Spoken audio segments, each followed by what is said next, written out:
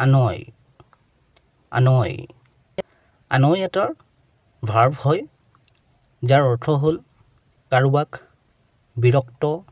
বা আমনি কৰা বা অশান্তি কৰা বিশেষকৈ বাৰে বাৰে কৰা কাৰ্যৰ জৰিয়তে অহা এই দুটা বাক্যৰ সহায়ত আৰু বেছি ভালকৈ বুজি লওঁ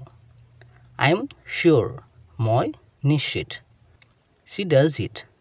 তাই এইটো কৰে just to annoy her কেৱল তাইক বিৰক্ত বা আমনি বা অশান্তি কৰিবলৈ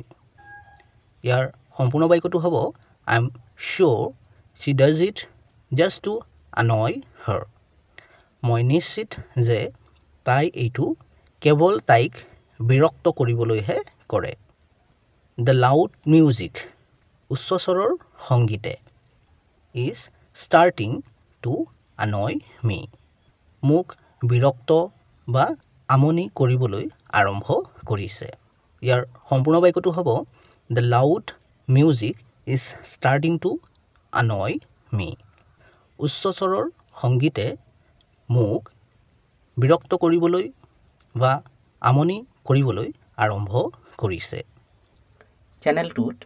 আৰু বহুতো ভিডিঅ' আছে গৈ চাব পাৰা লাইক শ্বেয়াৰ আৰু ছাবস্ক্ৰাইব কৰিবলৈ নাপাহৰিবা